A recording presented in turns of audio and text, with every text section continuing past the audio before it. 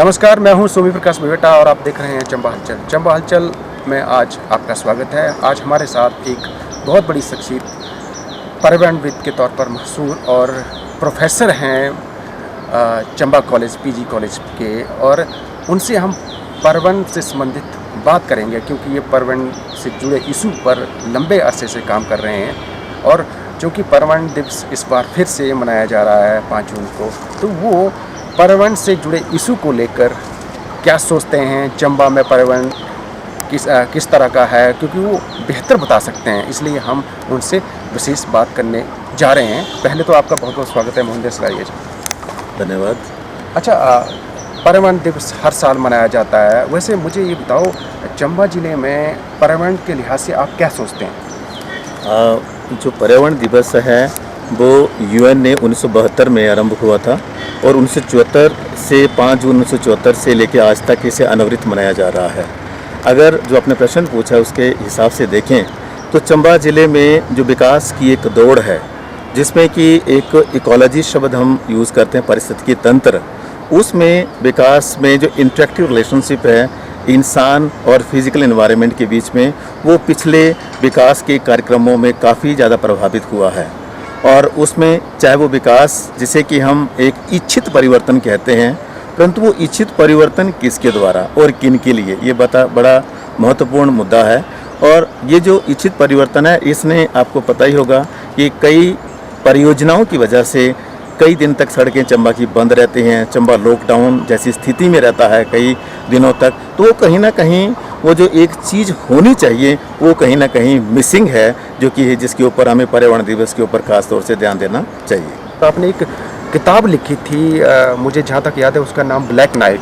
तो उस black night का जिक्र भी किया जाए क्योंकि आपने पर्यावरण से संबंधित ही उसमें कुछ आंकड़े प्रस्तुत किए हैं और वो काफ़ी किताब जो है पॉपुलर रही है। उस किताब के संदर्भ में बताएं और पर्यावरण से कनेक्शन उसका क्या है वो ज़रूर बताएं आप।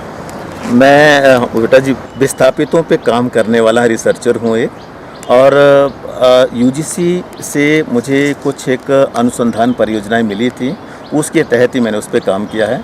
और जो ब्लैक नाइट जिस किताब की आप बात कर रहे हैं, वो एक साइकोट्रोमेटिक एनालिसिस है चमेरा वन के जो विस्थापित हैं उनका।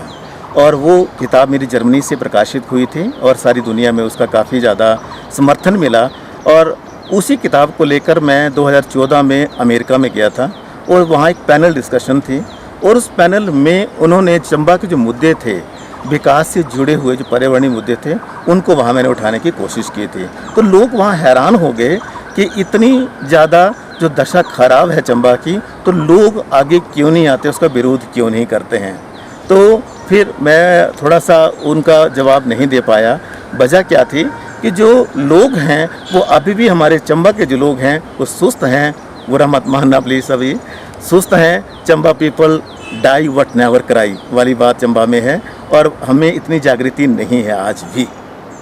अच्छा, आपके बोलने का मतलब ये कि जो परियोजना है, परियोजना के लगने से नुकसान ज़्यादा हुआ है, उसका फ़ायदा कम हुआ है, ऐसा समझा जाए? नहीं, ऐसा नहीं है। परियोजनाओं के लगने से लाभ भी हैं और हानियां भी हैं। और ये भी एक कटु सत्य है कि जहाँ नदियाँ होंगी वहीं परियोजनाएं लगेंगी।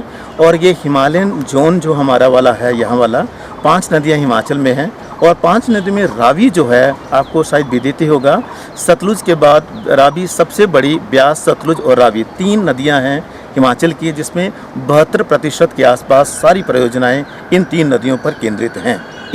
इन नदियों पर जो ये परियोजनाएं हैं, इन्होंने बहुत सारा नेशनल कंट्रीब्यूशन भी दिया है, परंतु जो स्थानीय मुद्दे हैं वो कुछ एक इग्नोर हुए हैं, जिसका कि जिक्र मैंने उस किताब में किया है। चूँकि आपने उस किताब का जिक्र किया है, तो मुझे लगता है जो पहलू है, जो जिक्र जो आप करना चाह रहे हैं, तो मुझे लगता है हमारे दर्शकों को आप ज़रूर बताएं ताकि उनको भी पता चला जाए कि वो किताब में किस तरह के आंकड़े हैं और क्या कुछ उसमें शामिल किया गया है। उस किताब में एक अति महत्वपूर्ण जानकारी ये है कि जो रेवेन्यू रिकॉर्ड के मुताबिक विस्थापन का जो एक आंकड़ा तैयार किया जाता है, उस विस्थापन के आंकड़ों में एक लाइन ऑफ डिमार्केशन होती है, और उस लाइन ऑफ डिमार्केशन के नीचे तक रहने वाले लोग, उनको हम विस्थापित बोलते हैं, और उसके 1 फीट या 1 मीटर ऊपर रहने वाले लोग जो हैं वो उस कैटेगरी में नहीं आते हैं। जो 1 मीटर नीचे हैं या 1 फीट नीचे हैं उनको सारी सुख सुविधाएं रादर जो भी विस्थापन से संबंधित जो पैकेज सरकार के रहते हैं वो सब उनको मिलते हैं, परंतु वो लोग जो कि वहाँ ऊपर वाली लाइन के ऊपर उस डिमार्केटर लाइन के ऊपर रहते हैं उन्हें कोई भी किसी भी प्रकार का कोई भी सुविधा उनको नहीं मिलती है, जिसको कि मैंने नॉन PAP की संज्ञा उस शब्द को दी है मैंने।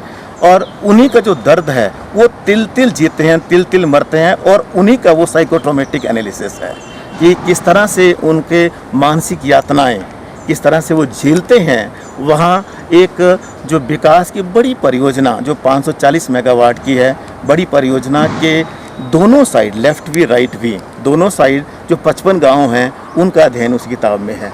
और वो सारी चीज़ें जो हैं वो लोग आज भी तिल तिल कर जीने के लिए मजबूर हैं, और आज भी वो लोग उनके कैटल सेफ नहीं हैं, क्योंकि जो WCD है वर्ल्ड कमीशन ऑफ डैम है उसके मुताबिक जो भी रिजर्वायर होती है उसके दोनों तरफ एक लाइफ सेफ गार्ड करने के लिए दीवार लगती है, जो कि आज ही वहाँ आपको देखने को नहीं मिलेगी। कैटल उसमें पानी में चले जाते हैं, उनके बच्चे खेलते हुए पानी में चले जाते हैं, और बहुत सारी जो चीज़ें हैं स्नेक्स उनके घर में आते हैं, जो पानी से सारी चीज़ें हैं वो सारा कुछ उनके घर में पहुंचती हैं। तो इसलिए बहुत ज़्यादा वो लोग तिल तिल कर मरने के लिए मजबूर हैं, जो ज़्यादा जीने के लिए मजबूर हैं। आपने एक जो गंभीर मुद्दा यहाँ पर छेड़ दिया है, वैसे सरकार को ऐसे लोगों के लिए क्या करना चाहिए? क्योंकि आप एक परमानेंट है और आपने जो स्टडी करी है वो एक्चुअल पोजीशन पे है और वहाँ के लोगों से आप मिले भी हैं, तो सरकार ऐसा क्या करे ताकि उनके जो मुद्दे हैं उनका हल हो सके और जो उनकी समस्या है उनका निपटारा किया जा सके? इनफैक्ट चंबा की अगर हम पूरे ओवरऑल चंबा की बात करें तो यही इसी पे ध्यान देके अगर देखने की कोशिश करें तो चंबा में 100 से ज़्यादा परियोजनाएं अभी चंबा के 39 जो स्मॉल रिवाइंस एंड रिवलेट हैं उस पे आज की डेट में या तो बन चुकी हैं या बन रही हैं या बनने वाली हैं, जिस पे MOU साइन हो चुके हैं।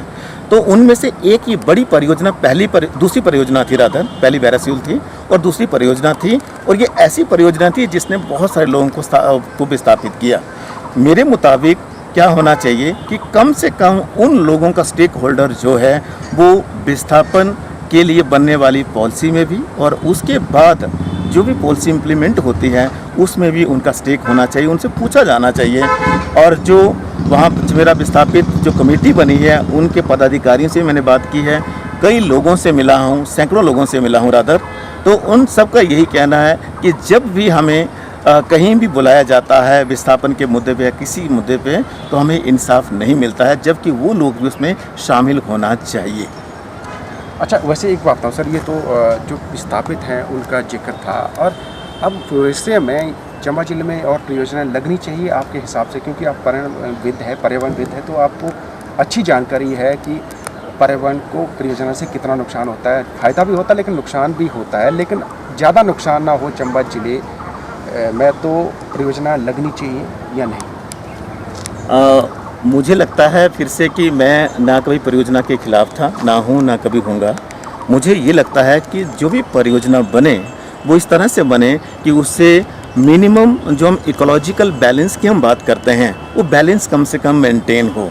हम जो सस्टेनेबल डेवलपमेंट गोल्स की जो बात करते हैं वो कम से कम इंश्योर हो। हम लोगों की स्थानीय लोगों के जो मुद्दे हैं वो उसमें हो और उनमें कहीं विरोधाभास की स्थिति पैदा ना हो, और साथ में वो जो स्थानीय लोग हैं उनके कंसर्न को, उनके इश्यूज़ को हम एड्रेस करें सबसे पहले किसी परियोजना को लगाने से पहले, ताकि आने वाले समय में वो विकास में एक रोड़ा ना बन के विकास में एक भागीदार बने। विकास में भागीदार उनको बनाना हमारी सरकार की और हमारी सबकी जिम्मेदारी होनी चाहिए और हमारी वो प्रायोरिटी भी होनी चाहिए। और इसके लिए मैंने एक मॉडल डेवलप करने की कोशिश कर रहा हूँ, कई सालों से इस पर काम कर रहा हूँ अभी भी। उसको मैंने नाम दिया बेनिफिट शेयरिंग पार्टिसिपेटरी मॉडल। तो बेनिफिट शेयर होना चाहिए और उन लोगों को भी इस प्रक्रिया का हिस्सा बनाना चाहिए। उनको ये लगना चाहिए कि हम भी इस देश के नागरिक हैं, उनको लगना चाहिए कि हम भी सदियों से इसी ज़मीन से जुड़े थे। अगर हमें विस्थापित किया जाता है तो हमें एक ऑनर के साथ, इज्जत के साथ, आदर के साथ हमारा पहले पुनर्वास होना चाहिए, उसके बाद फिर हमारा विस्थापन होना चाहिए। मैं खिलाफ नहीं हूँ, पर इनके ये इशू जो है लोकल इशू, इनको बिल्कुल इनका ध्यान रखना चाहिए।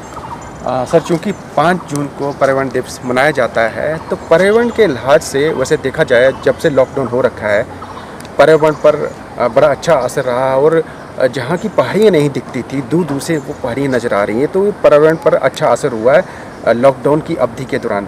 और वैसे पर्यावरण को साफ़ सुथरा कैसे रखा जाए, आप इसमें भी कोई अपना मशवरा दें, सुझाव दें। मुझे लगता है कि एक माइक पांडे हैं, एक बहुत बड़े पर्यावरणविद हैं। उन्होंने एक बार कहा था, एक लेख में उनको मैंने पढ़ा था, उन्होंने कहा था कि धरती जो है ये इंसानों से पहले जो दूसरे इकोलॉजिकल प्राणी हमारे हैं, जिसको इंसेक्ट हो गया, जो कोई भी जीव हैं, उनकी सबसे पहले, उसके बाद इंसान की है। पर इंसान ने क्या कर लिया बेटा जी, कि इंसान ने ये भूल कर ली कि धरती मेरी ही है। और इस नेचर ने अभी जो कोविड-19 का जो ये सिंड्रोम टाइप में हम बोलें, या जो भी अभी जिस महामारी से हम लोग सारा विश्व जो जूझ रहा है, उसमें नेचर ने एक रिफ्रेश बटन दबा दिया है। क्योंकि माल्थस की थ्योरी भी 18वीं सेंचुरी में आई थी। वो माल्थस ने भी कहा था कि जब भी कोई आबादी इतनी बढ़ जाएगी तो नेचर अपने आप रिफ्रेश बटन को दबाती है। तो उस तरह का एक रिफ्रेश बटन है ये। और आज के समय में मुझे जो लगता है कि ये जो अभी रिफ्रेश हुआ है, हम सब की सामूहिक जिम्मेदारी है कि हम नेचर को प्रोटेक्ट करें, और हम जो स्थानीय चीज़ें हैं उनके लिए हम वोकल हों। स्थानीय चीज़ों को हम कहीं ना कहीं अपने डिस्ट्रिक्ट इंडिकेटर्स की बात करें, कहीं ना कहीं हम अपने स्थानीय इंडिकेटर्स की बात करें, उनको हम बाहर लेके जाएं और लोगों को हम ये बोलें कि आप लोग यहीं बैठिए और अपना काम धंधा यहाँ शुरू करिए और अपना योगदान, जवानी अपनी योगदान यहाँ दीजिए। मुझे सुंदरलाल बहुगुणा जी की एक बात बहुत याद आ रही है। उन्होंने कहा था कि जब हम साहू में मिले थे तो सलारिया, उन्होंने कहा था कि पहाड़ का पानी और पहाड़ का जवानी पहाड़ के कभी काम नहीं आती है। तो पहाड़ का पानी यहाँ से लाइट बन के जाता है या नीचे डाउन उसमें जाता है और वो मैदानों के काम आता है। उस तरह से पहाड़ की जो जवानी है वो भी पहाड़ों के काम ना आके वो मैदानों के काम आती है। तो पहाड़ का पानी और पहाड़ का जवानी जिस दिन पहाड़ के काम आ जाएगा, मुझे लगता है कि सही माने में हमें कहीं बाहर देखने की कोई ज़रूरत ही नहीं है। बहुत कुछ है हमारे पास। अच्छा, पर्यावरण साफ़ सुथरा रखने के लिए आप कोई सुझाव दें। मुझे लगता है कि जो साफ़ सुथरा रखने की जहाँ तक आपने बात की है, तो एक चीज़ मैं इसमें कहूँगा कि हम जो लिटरिंग करते हैं, जो कुछ भी करते हैं हम लोग, हम कहाँ करते हैं? कहीं भी हम ढांग देखें, कोई भी खाली जगह देखेंगे वहाँ हम कर देंगे, और हम अपने आंगन में कभी नहीं करते। और हम काश अपने आंगन को साफ रखें और जो बाहर हमारे घर के बाहर उसको आंगन मान लें। और मुझे जो लगता है व्यक्तिगत तौर से कि सबसे पहले जो सफाई है वो होनी चाहिए हमारी मानसिकता में। हमारा मानसिक जो असंतुलन की स्थिति आज के समय में है कि मेरा घर साफ हो, दूसरे का घर गंदा हो जाए, चाहे दूसरे के आंगन में जाके हम डाल दें, दूसरे ढांग में जाके नेचर में हम, मदर नेचर में हम जाके डाल देते हैं, वो मुझे लगता है कि हमें अवॉइड करना चाहिए। और मानसिक परिवर्तन की आज बहुत बहुत बहुत बहुत ज़्यादा ज़रूरत है। जब तक मन नहीं बदलेगा, मानसिक परिवर्तन नहीं होगा। जितना मर्जी अभियान चलाने हैं हम, जितना मर्जी हम लॉ इन्फोर्सिंग एजेंसीज़ को खड़ा कर दें, कोई भी परिवर्तन नहीं होने वाला बेटा जी। मानसिक परिवर्तन बहुत ज़रूरी है। हमें लोगों की मानसिकता को बदलना होगा। छोटे रूट्स पे जाके हमें समझना होगा मुद्दों को, चीज़ों को जड़ पे जाके समझना होगा। और रूट को समझने के बाद उसके लिए हमें प्लान करना होगा। प्लान करने के बाद उसको फिर हमें एग्जीक्यूट करना होगा। तीनों फेजेज़ हैं, understand the roots, plan for the roots and then execute for the roots. और जो तीनों ही मंत्र, तीनों चीज़ें इकट्ठी हो जाती हैं, तो मुझे लगता है कि निस्संदेह हम अपने पर्यावरण को बहुत अच्छी तरह से संभाल सकते हैं, साफ़ सुथरा रख सकते हैं। विकास के साथ साथ, ऐसा नहीं विकास को साइड में रख के, विकास के साथ साथ हम सबको उनको कर सकते हैं। चूँकि सर हम सर्किट हाउस के परिसर में खड़े हैं और ठीक सामने हमारे रावी बह रही है। हमने सुना है गाना था, गाना अभी भी गाया जाता है, साए साए मत कर रावी ये मैं जो तेरा डर लगता, मतलब वो उसका जो रूप था, रौद्र रूप था और उसका प्रभाव बहुत ज़्यादा हुआ करता था। लेकिन अब रावी सिकुड़ती जा रही है। हमने इसका जिक्र इसलिए किया है क्योंकि आप नदियों पे भी बड़ा अच्छा कार्य कर रहे हैं और ये सिकुड़ती जा रही है लगातार। जिस हिसाब से प्रोजेक्ट लग रहे हैं उस हिसाब से तो ख़त्म हो जाएगी। तो ये ख़त्म ना हो, इस पे कुछ विशेष टिप्पणी आपकी ज़रूर चाहिए। बात वही है कि रावी बड़ा बंगाल से निकल के यहाँ नीचे जो मेरा वन का जो प्रोजेक्ट है, सेवा प्रोजेक्ट, सेवा नदी आती है, वहाँ जाके हमारे चंबा को छोड़ती है, हिमाचल को छोड़ती है। तो वहाँ तक का अगर हम सारा देखने की कोशिश करें तो ये करीब करीब 160 किलोमीटर के आसपास बैठता है। तो डेटा आपके साथ शेयर करूं, आपने सही कहा कि नदियों पे, रावी पे खास करके मुझे काम करते हुए आज करीब 2004 में मैंने आरंभ किया था पहला प्रोजेक्ट, तो आज करीब मुझे लगता है 15-16 साल हो चुके हैं।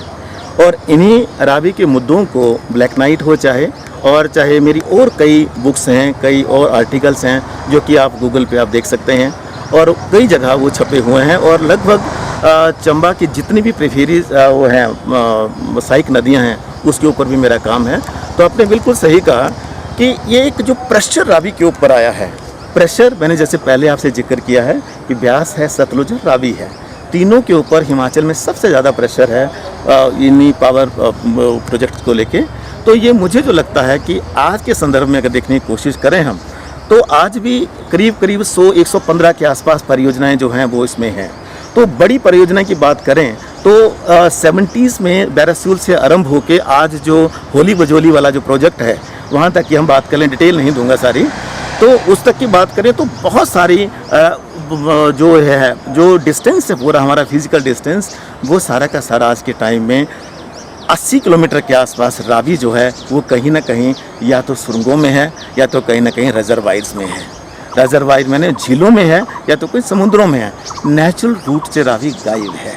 साइंस मत करे का आपने बात की, सोन महीना आने वाला है आगे, रोदो रूप हमने कई बार देखा, 96 में रोदो रूप हमने देखा था रावी का। तो ये मदर नेचर है, इसे नेचुरली अनवरित नहीं बह सकती अब ये, क्योंकि इसको चौक किया गया है हर जगह। चाहे वो चिमेरा 1 का बड़ा प्रोजेक्ट था, चाहे चिमेरा 2 का उससे बड़ा उससे कम था, पर उसमें टनल जो है चिमेरा 2 की वो ज़्यादा है एज़ कम्पेयर टू चिमेरा 1। तो चिमेरा 3 की टनल उससे भी ज़्यादा है, उससे भी HRT हम जिसको बोलते हैं, हेडरेस टनल, उससे भी ज़्यादा है। डाया उसका भी ज़्यादा है। तो पहले वाले का कम था, दूसरे का थोड़ा सा बड़ा हो गया, तीसरे को और बड़ा हो गया। तो उस तरह से करते करते हम GMR का ऊपर देखते हैं, होली बजोली वाला देखते हैं, ऊपर देखते हैं, ऊपर तक जाते हैं, तो बहुत लंबी एक लाइन है बेटा जी। और उस लंबी लाइन ने रावी को अपने रूट से गायब कर दिया है, और मुझे नहीं लगता कि दोबारा रावी अपने रूट पे वापस आएगी। परंतु मेरा एक सुझाव, अगर कोई इसको इम्प्लीमेंट करना चाहे, मैंने CM साहब को भी लिखा था, और उसमें हम ये चाह रहे हैं कि इसको रिट्रीट किया जा सकता है। ऐसा नहीं है इसको रिट्रीट नहीं किया जा सकता। मैंने थेम्स का एग्जांपल देखा है, मैं ऑस्ट्रेलिया में जब था तो ऑस्ट्रेलिया में राइन रिवर का एग्जांपल देखा है मैंने, और US में भी देखा। मैंने कई देशों का जो भ्रमण किया है तो उसमें मैंने कई एग्जांपल देखे हैं, सक्सेसफुल स्टोरीज़ हैं नदियों को रिट्रीव करने की। नदियों को रिट्रीव करने सक्सेसफुल स्टोरीज़ अवेलेबल हैं हमारे पास। तो उसको टूरिस्ट के हिसाब से, टूरिज़्म के हिसाब से, जो हमारा ये ड्राई एरिया है, जो यहाँ चिमेरा का जो ये सेकंड प्रोजेक्ट है, करिया से लेके बग्गा तक का जो करीब 15 किलोमीटर का एरिया है, जिसमें मैला की खड्ड के अलावा कोई, और बकानी खड्ड और मैला खड्ड के अलावा कोई खड्ड नहीं आती है। तो उस एरिया को हम डेवलप कर सकते हैं टूरिस्ट स्पॉट के लिए। और जो नीचे वाला जो हमारा ये एरिया है पहले ही तलीरू के पास में डेवलप हो चुका है, परंतु अभी भी संभावनाएं जो हैं वो दोनों साइड में, रिवर्स रिजर्वायर की दोनों साइड में उनको किया जा सकता है। ऐसा नहीं है कि नहीं किया जा सकता, इच्छा शक्ति के आगे सब संभव है। तो डॉक्टर सलारिया हमारे साथ हैं। हम चाहेंगे कि डॉक्टर सलारिया हमारे दर्शकों को कोई अच्छा सा मैसेज दे, क्योंकि कोविड-19 चला हुआ है, ये महामारी ज़्यादा ना फैले, वो आप अपने माध्यम से कोई अच्छा सा मैसेज दें। जो कोविड-19 ये जो महामारी है, इससे सारा देश, सारा प्रदेश और सारी दुनिया इससे पूरी तरह से ग्रसित हैं। पर हमें बस यही है कि हम जो भी फिज़िकल डिस्टेंसिंग की जो बात कर रहे हैं उसको अपनाएं, हम सोशल डिस्टेंसिंग हम ना अपनाएं। I am very sorry to say कि सोशोलॉजी का स्टूडेंट हूँ, तो इसलिए सोशल डिस्टेंसिंग का मतलब कुछ और तरह से होता है, पर यहाँ ऑपरेटिव डेफिनेशन में उसको डिटो अपनाएं हम लोग। पर हम फिजिकल डिस्टेंसिंग में एक शरीर का दूसरे शरीर से कम 1 मीटर की दूरी का जो protocol ministry of health affairs government of India ने और हिमाचल गवर्नमेंट ने जो दिया है, प्लीज़ सारे उसको फॉलो करें और कहीं पैनिक क्रिएट ना करें। ये महामारी जो है वो ज़्यादा हमारे दिमाग में है, और उस दिमाग को हम शांत रखें, योगा करें और भगवान की पूजा आराधना में लगे हम लोग। और अति महत्वपूर्ण चीज़ कि हम फिज़िकली अपने परिवार से दूर, रादर अपने साथियों से दूर रहें, पर सामाजिक तौर से और मानसिक तौर से उनके साथ जुड़े रहें, क्योंकि मानसिक जो एक संतुलन तभी रह सकता है जब हम लोग सारे के सारे एक दूसरे के साथ जुड़ के अगर हम रहते हैं तो। नहीं तो अगर कहीं साइकोलॉजिकल गैप कहीं आ गया तो उस गैप को भरने में शायद बेटा जी बहुत टाइम लगे, और फिजिकल डिस्टेंसिंग को हम रखें पर साइकोलॉजिकल और सामाजिक डिस्टेंसिंग को हम दूसरे जो माध्यम, वर्चुअल जो माध्यम है, टेलीफोन करें हम, ऑनलाइन आए हम, दूसरे जो वर्चुअल माध्यम है, जैसे फेस टू फेस हम ना आए पर वर्चुअल माध्यम का प्रयोग करके हम कनेक्ट रहें। खाली टाइम है आजकल, जो मित्र जिससे कभी हम बात नहीं करते थे, किसी कारणवश वो छूट गए थे, चाहे 10वीं क्लास के थे या किसी के साथ ऐसा कोई छोटा मोटा कोई घरेलू विवाद है किसी के साथ हुआ, तो प्लीज़ इसमें आहुति डाल दें, कोरोना के यज्ञ में आहुति डाल दें, और जब हम बाहर निकलें तो एक बहुत अच्छा नागरिक बन के निकलें और एक बहुत अच्छा हमारा भाईचारा स्थापित हो और हर जगह प्यार ही प्यार हो। यही हमारा संदेश है, हर जगह प्यार हो। बहुत बहुत धन्यवाद डॉक्टर सलारिया। तो ये थे हमारे साथ डॉक्टर महेंद्र सलारिया जी, इन्होंने बहुत अच्छी बातें बताई हैं, उस पर आपको अमल करना चाहिए। हम अगली बार नई शख्सियत लेके आएंगे, तब तक के लिए धन्यवाद।